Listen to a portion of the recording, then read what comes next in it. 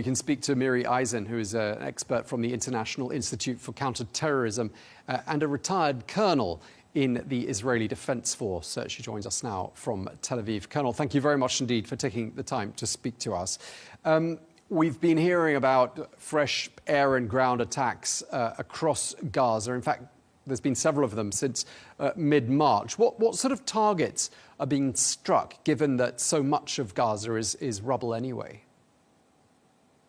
The Hamas are still there. Hamas prepared themselves, Tom, for almost 20 years. They built hundreds of kilometers of that underground subterranean arena, and Israel is working systematically in a very systematic way that doesn't make it nice, it doesn't make it easy to attack both the subterranean arena. That's what gives them mobility. It gives them protection. It allows them to continue to be. And these are the type of sites that Israel is attacking. I know that you know as well. They have fired single rockets, and we attack them as well, attacking the different terrorists who both attacked inside Israel. It means that ongoing, you're gathering information with your different intelligence sources, trying to develop new ones, and trying to be sure that the Palestinians, not Hamas, that the Palestinians and us can get through this and to try to destroy as much of Hamas as possible. Not of the Gaza Strip, and I know it doesn't look that way, but of Hamas. It's the way that they built themselves within the Gaza Strip. It's hard to understand what's left of Hamas, given the fact that this has been carrying on for 18 months, and how are they managing to rearm, for instance? Well, one of the things that they did is they prepared themselves for almost 20 years. Israel left the Gaza Strip in 2005. That's 20 years ago. I have been talking about the subterranean arena as a colonel, as somebody who speaks on behalf of Israel for dozens of years. So when you say what's left, they built this long term. They built that underground arena, Tom, not to defend the people of the Gaza Strip, not to help the Palestinians, but to protect themselves, to have the hostages there as collateral damage within it for themselves, or more protection. So they have lots left. When I say lots, you see that they still can fire rockets. If before this they said they had 15,000 rockets and they have fired 12,000 rockets or so, that means they still have some thousand that they hide deep underground, bring them out to fire at Israel, because what they want to show is that they still exist, that they're still doing resistance. And at the end, it's on the back of all of us. It's horrific what it's done for the Palestinians, to the Gaza Strip, that we did that. And I'm very aware that we did that. It is Hamas that built themselves to do so. And they still have capabilities, especially that subterranean arena. It gives them the capability to move around the Gaza Strip underground, protected, and then pop up where they want to fire or be in their presence. I mean, you make the distinction between Hamas and the Palestinian people. And yet it's been 7 weeks since any humanitarian aid was allowed into the Gaza Strip. The humanitarian situation is being described as being at the worst point yet in what's been, as we've been saying, a horrific conflict. At what point do you think Israel will reconsider the admission of aid into Gaza?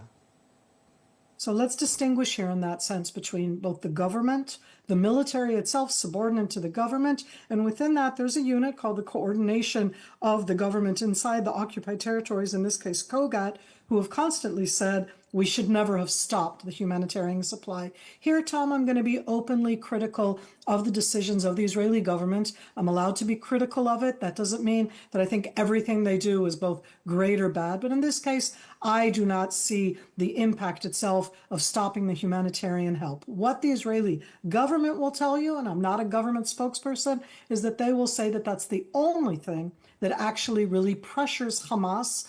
I can't say they're wrong, but I disagree with them. For me, every human being deserves water, food. That's a basic. I don't like the fact that we've stopped it. What Israel is saying that they're doing is to make sure that that doesn't get to Hamas. Again, that it wasn't getting to the Palestinians in the Gaza Strip, that it was being taken over by Hamas, both distributed by them, hijacked by them, enabling them to survive. And in that sense, that's what Israel is trying to do. I disagree, but I understand where it's coming from.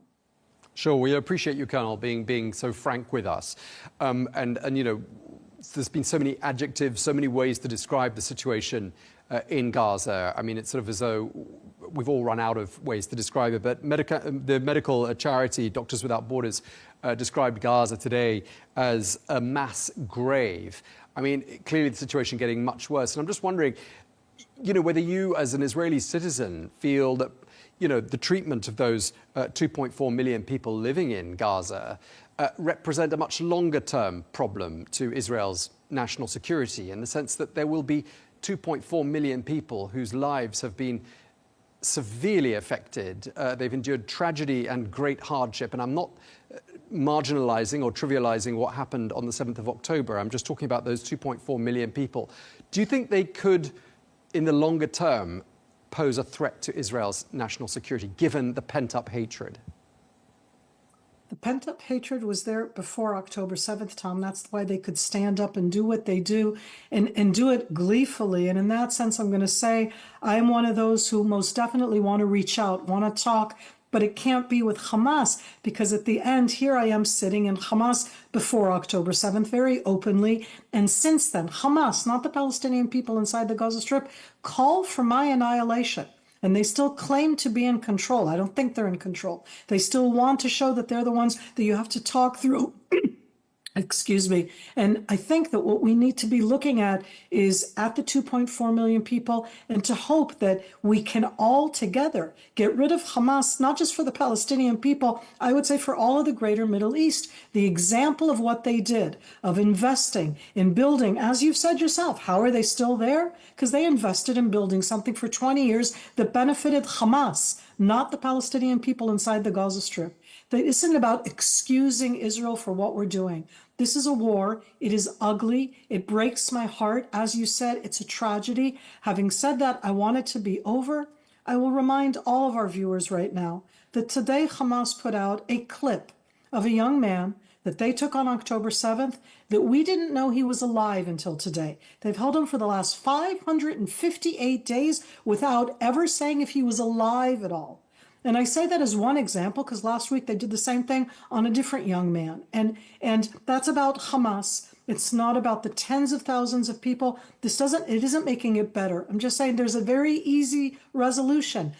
End it. It's called Hamas. Stand up. They can say that they recognize us. They can say that we're here. They can bring back the hostages. There are lots of things they could do. And I don't know how to get out of it. As I said, it's a tragedy, and I wish it would end today, not tomorrow. Colonel, there are some signs of some progress, potentially. We've had some false starts, lots of them over the last 18 months. But there is this new truce offer from Israel, release 10 living hostages, and in return, you'll get a 45-day ceasefire. That's one offer. Hamas has also put an offer out there saying, if there's a serious prisoner swap, they will consider releasing all the hostages. Do you see any cause for optimism with those sorts of offers being discussed this week? I think that there will be a deal. The issue is that here, Tom, inside Israel, that deal in that sense is really Solomon the Wise didn't know what to do with two mothers who came and said that the baby's there, and he said, cut the baby in half.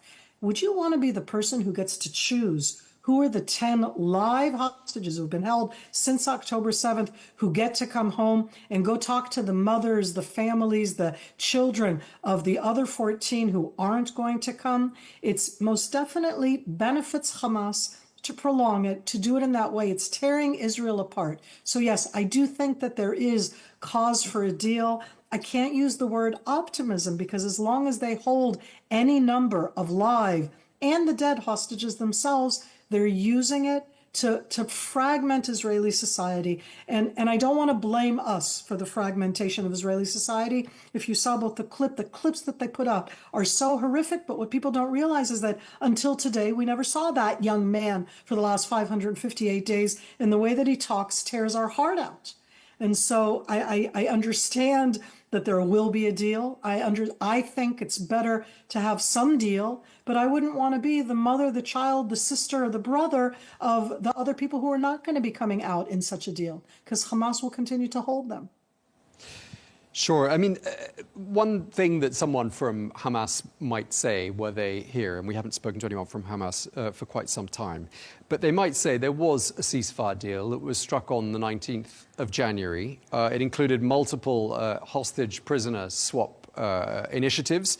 It lasted 2 months and then it disintegrated. Why isn't that ceasefire deal still in place? Because Hamas was using it to reestablish itself as much as it can as the ruler over the Gaza Strip. And Tom, I'm an Israeli, and I wouldn't call myself extreme to either side. I want to live here. And tomorrow morning, as an idea, I can't live here knowing that Hamas is ruling over the Gaza Strip. Hamas planned the October 7th assault for years. They built that underground subterranean arena for dozens of years. And so for me, in that sense, when you say when they're rebuilding themselves, when they're gathering strength, that's not good news, not for the Palestinian people in the Gaza Strip, certainly not for Israel. I'll even go so far as to say not for the rest of the Middle East. I think that it emboldens Hamas, that there are additional organizations and capabilities in the Middle East who back them. I think that the backing that Hamas get, I'm not talking about the Palestinians, I'm out there for the Palestinians, but the backing that Hamas gets emboldens them, that they don't have to change anything, that in their charter they can continue to call Jews pigs and dogs, and they can continue to call for the annihilation of the state of Israel and rule over there. So it isn't just, an either or. They came in, they took the hostages, and for a moment, as I say, I can't equivalent the amount of people that we have killed and we have in the Gaza Strip to what they did. But I want to remind all of us, we have never targeted innocent people, and every single time that we've been called out in this specific war, that we targeted for some reason innocent people, if it's doctors or medical, etc., we go and check ourselves. We need to stay in that moral arena. We're not targeting civilians ever, and yet we have killed so many. So in this tragedy that's there, I look at Hamas, I look at those who back Hamas, and there are a lot of them out there, and I can't embrace the Palestinians. That would be very patronizing of me. But I want to hope in that sense that the next stage in the Gaza Strip is not one for the people in the Gaza Strip that is run by Hamas, that is backed by Hamas, or that any of these governments around the world back such an organization that both plans, enacts, and continues to talk in the way that it does and act in the way that it does against the existence of the state of Israel. Just lastly, Colonel, I mean, we've had, as we've been saying, 18 months of this violence. 51,000 people, we're told, the majority of them civilians, have been killed in Gaza. We've been saying that there is some cause for optimism for some sort of a deal at some point. I mean, when do you think this might happen? I mean, what would be your hunch? Another 18 months or in the very much nearer future than that? So I'm going to breathe in deep, Tom, and I'm going to say that looking at it from the Hamas point of view, I'm not even doing it from the Israeli. Everybody likes to put all of this on Israel. From the Hamas point of view, they want to delay it as much as possible. They are fragmenting Israeli society by holding the hostages, by putting out these little clips. And if they can do that for all of 2025, they will absolutely try to do so. I don't for a moment think that Israel is not a side in this. But at the end, we're the ones who have to give. We have to give people who were arrested, put on trial, found guilty, and put into jails. All of those that we have to let go, we're going to have to let go. But we also are going to have to leave the Gaza Strip. And to do so, knowing that Hamas is going to take over, that's a pretty big step, even for me. And I want every hostage back immediately. So I don't think that this is going to happen soon because of Hamas, not because of Israel. Okay, well, we're going to leave it there. Thank you very much indeed. We really appreciate you taking the time to speak to us. Colonel Miri, thank you very much indeed. Thank you.